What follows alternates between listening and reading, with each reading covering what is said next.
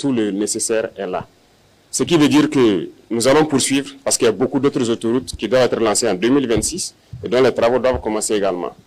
Les infrastructures, c'est une priorité. Ça aide tout le monde, que ce soit les populations civiles, les forces armées, les forces de sécurité intérieure. Tout le monde a besoin d'infrastructures routières. C'est pour dire qu'il faut se concentrer sur ces acquis-là, voir qu'est-ce que nous avons pu réaliser et se projeter dans l'avenir. C'est comme je l'ai dit, maintenir la pression.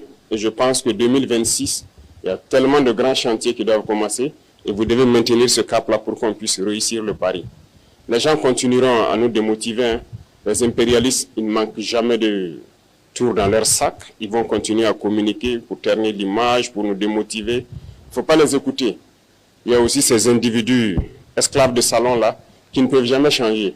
Je l'ai dit, eux, c'est comme une malédiction qui les poursuit. Peu importe ce que vous ferez.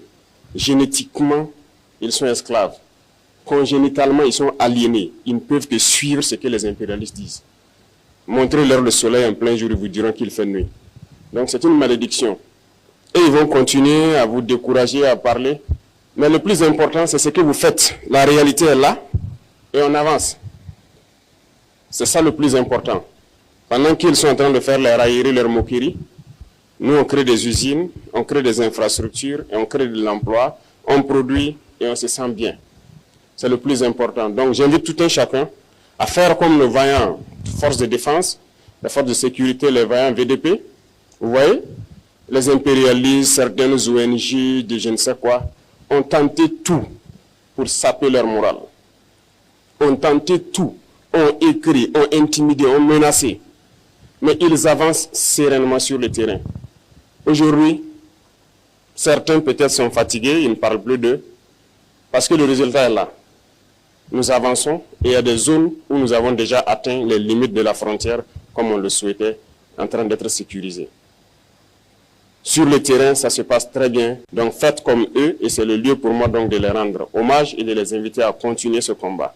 Et tous ceux qui sont sur les différents chantiers, je parlais tout de suite de façon mémo, c'est le lieu pour moi de les féliciter, de les encourager, parce que c'est historique ce que nous faisons et c'est unique en Afrique. Et tout un chacun qui a la chance de participer à cela, et je pense qu'il doit en être fier.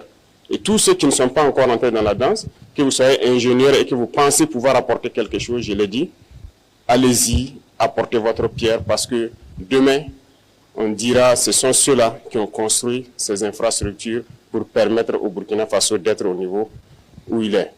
Donc, merci beaucoup. Je vous souhaite encore bon courage parce que le courage, vous en avez tous besoin.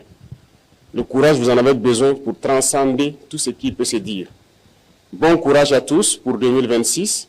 Je vous souhaite bonne chance encore dans tout ce que vous menez.